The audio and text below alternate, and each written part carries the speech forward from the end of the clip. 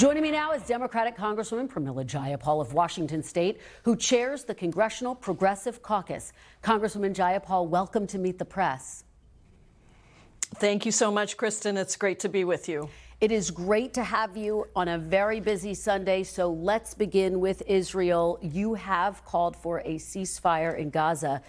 Do you believe there's a non-military solution to the crisis that would neutralize the terror threat from Hamas and also bring home the hostages? Well, Kristen, I called for a ceasefire or at minimum a cessation of hostilities about 12 days ago. And in that time, since the beginning of this horrific war, what we have seen is now, in addition to the 1,400 Israelis who were killed, in addition to the hostages that have been taken, hundreds of hostages that have been taken by Hamas, what we are now seeing is 8,000 Palestinians who have been killed by Israeli airstrikes, 3,000 of whom are children. We have watched 120 premature babies who are likely to die without the fuel to run their incubators. And we see 50,000 pregnant women in Gaza who are going to either have to deliver their babies or die, but about 150 babies being delivered every day without food, water, or fuel. This is not a situation that is going to help either advance our long-term strategic goals of taking out Hamas, of ensuring security and peace for both Israelis and Palestinians, or frankly, our ability to hold our moral authority on the world stage by ensuring that Israel follows the international humanitarian laws, or the laws of war, as President Biden has called for. Congresswoman, as the New York Times points out today, Hamas is actually sitting on a lot of that fuel, food, and aid that you referenced. Their headquarters is underneath that hospital there. So ultimately, they are the ones who are depriving the civilians of Gaza of all of those necessary aid items that you referenced. If there were to be a ceasefire, what's the guarantee that Hamas would abide by it, Congresswoman?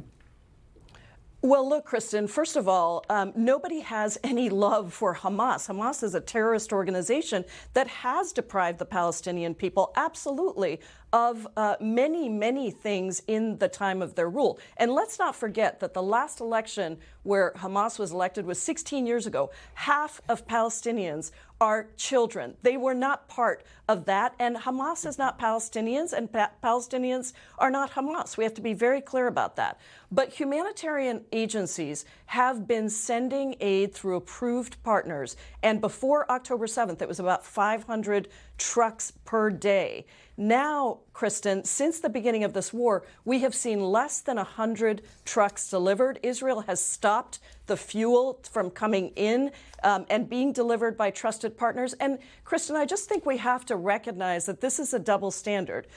The United States rightly called out Russia for its siege of Ukraine, rightly called out the attacks on the power infrastructure, the refusal to provide food and water and fuel to the Ukrainians. And we have to recognize that our credibility and our authority on the moral stage is greatly diminished if we do not also call out this siege that Israel is launching on Gaza as violations of international law. We are losing credibility, and frankly, we're being isolated in the rest of the world. Let me ask you about what some of your fellow Democrats are saying. Senator John Fetterman, a fellow progressive, said, quote, "Now is not the time to talk about a ceasefire." He added, quote, "Hamas does not want peace. They want to destroy Israel. We can talk about a ceasefire after Hamas is neutralized." Going back to that original question, how do you neutralize Hamas? What's your response to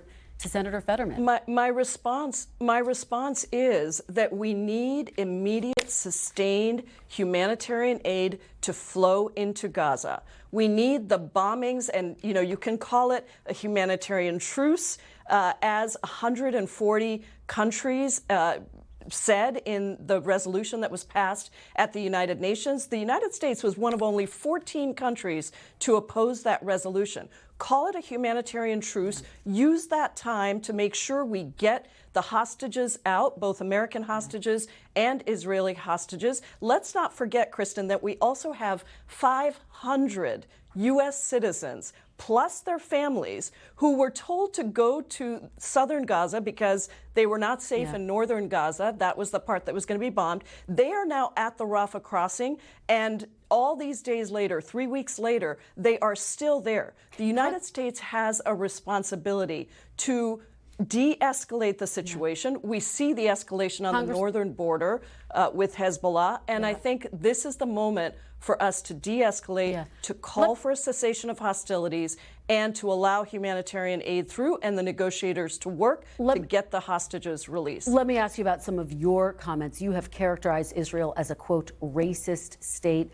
After a backlash, you clarified that you don't believe the existence of Israel is racist, but that the government engages in racist policies. Can you explain clearly, what do you mean by that, Congresswoman?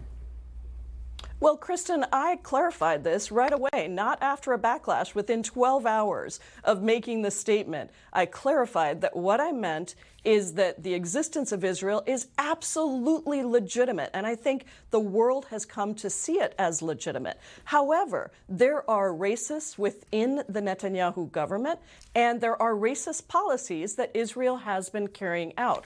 I think it is important for us to recognize that we need to be able to criticize the policies of the Israeli government and not be called anti-Semitic. I really believe that conversation is changing in a way that is not helpful.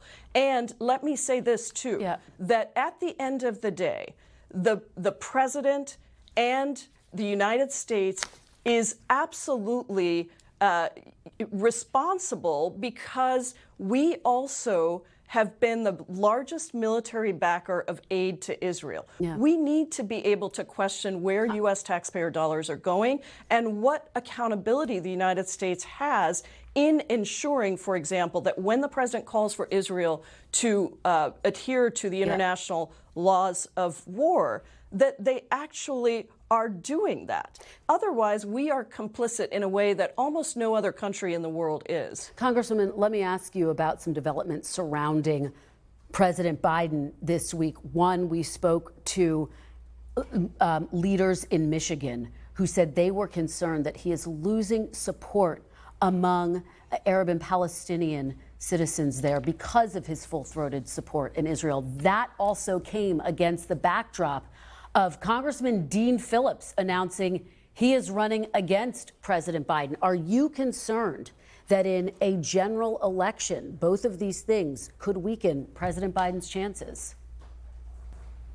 Well, let me say, Kristen, that I have been one of President Biden's biggest supporters. I have been proud to be a partner as he has been courageous and strong on the domestic front. He has really called out the injustices for average working Americans across this country. But is he going to be weakened, Congresswoman, with this? Workers. Will he be weakened with this primary challenge? Well, I feel like I need to say this because what I think is that the president needs to be just as courageous on this issue so that we keep the unity within our country for the support of the incredible things he has done. He is, I think, going to be challenged to explain an issue of this moral significance to people. The American people are actually quite far away from where the president and even Congress, the majority of Congress, has been on Israel and Gaza. They support the right for Israel to defend itself, to exist, but they do not support a war crime exchanged for another war crime. And I think the president has to be careful about that. And I would call him, because I know him well, I've had breakfast with him, I've had the honor of working with him, I would call him to bring us to a higher place, to let the American people to really call to the American people on a moral issue of this nature. And then I think we can go forward and talk about the incredible things that he has done. But I am certainly concerned about his approach to this. And listen, my colleague Dean Phillips, everyone's got the right to run, but I'm sorry, I have no idea what he is running on that is different from what President Biden is running on. He took the same bold stances that President Biden has taken in this country on domestic issues, and I really don't see what he's doing. That's not the point for me. The point is, I want President Biden to be the next president, and he needs to call us to a higher moral place. All right. Congresswoman Jayapal, thank you so much. Really appreciate it. We covered a lot of ground here. When we come back after